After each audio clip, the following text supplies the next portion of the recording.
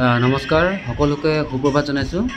৭৭ সংখ্যক ভাৰত স্বাধীনতা দিৱসৰ উপলক্ষে শোণিতপুৰ পূব বন সংমণ্ডল কাৰ্যালয়ত আজি যি ৰাষ্ট্ৰীয় পতাকা উত্তোলন কাৰ্যসূচী হাতত লোৱা হৈছে আৰু চেল্ফি পইণ্ট যি প্ৰস্তুত কৰা আছে তাৰ কিছু মুহূৰ্ত মই ভিডিঅ' কৰি ৰাখিছোঁ।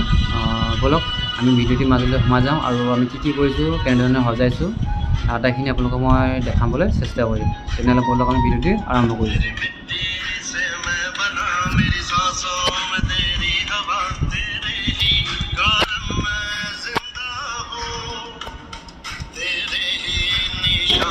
আৰু ৭৭ সংখ্যক ভাৰত স্বাধীনতা দিৱসৰ উপলক্ষে শোণিতপুৰ পূব বন সংমণ্ডলৰ কাৰ্যালয়ত যি ৰাষ্ট্ৰীয় পতাকা উত্তোলন কাৰ্যসূচী হাতত লোৱা আছে, এই পতাকা উত্তোলন কৰিবলৈ আমাৰ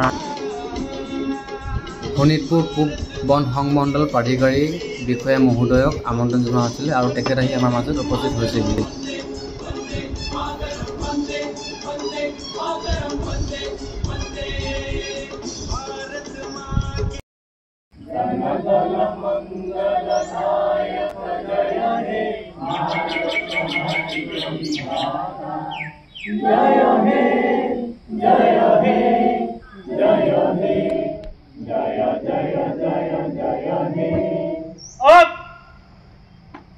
भारत माता की जय, भारत माता की जय, भारत माता की जय, वंदे मातरम, वंदे मातरम, वंदे मातरम। ৭৭ সংখ্যক ভাৰতৰ স্বাধীনতা দিৱসৰ উপলক্ষে শোণিতপুৰ পূব বন সংমণ্ডল কাৰ্যালয়ত ৰাষ্ট্ৰীয় পতাকা উত্তোলনৰ কাৰ্যসূচীত কাৰ্যালয়ৰ সমূহ বিষয়া আৰু কৰ্মবৃন্দ উপস্থিতিত মাননীয় শোণিতপুৰ পূব বন সংমণ্ডলৰ প্ৰাধিকাৰী বিষয়া মহোদয়ে ৰাষ্ট্ৰীয় পতাকা উত্তোলন কৰাৰ লগতে এই শুভক্ষণত ভাৰতৰ স্বাধীনতা দিৱসৰ তাৎপৰ্যৰ বিষয়ে তেখেতে চমু বক্তব্য আগবঢ়ালে। আহকচোন আমি এই ছাৰৰ চমু বক্তব্য শুনো। উপস্থিত থকা আমাৰ পূব সংমণ্ডলৰ সমূহ কৰ্মচাৰীবৃন্দ আৰু উপস্থিত ৰাইজ, আমাৰ এই স্বাধীনতা দিৱসৰ এটা গুৰুত্ব আছে। আজি এই দিনটোতে 1947 চনত আমাৰ ভাৰতবৰ্ষই স্বাধীনতা লাভ কৰিছিল আৰু যিসকল স্বাধীনতা যুঁজাৰু ত্যাগ আৰু বলিদানৰ কাৰণে আমি এই আজি আমি স্বাধীনভাৱে আজি স্বাধীন নাগৰিক হৈ স্বাধীন দেশৰ এজন নাগৰিক হৈ আছোঁ।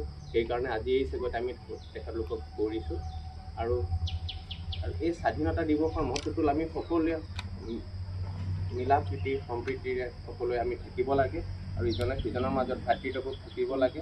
আমি সকলো স্বাধীন নাগৰিক, আমাৰ কিছুমান অধিকাৰ আছে, আমি সকলো অধিকাৰ আমি নিজে সেই অধিকাৰবিলাক সাব্যস্ত কৰিব লাগে আৰু সকলোৱে জানে স্বাধীনতা দিৱসৰ বিষয়ে বিশেষ নকওঁ, তাকে কৰিব বক্তব্য সামৰণি মাৰিছোঁ।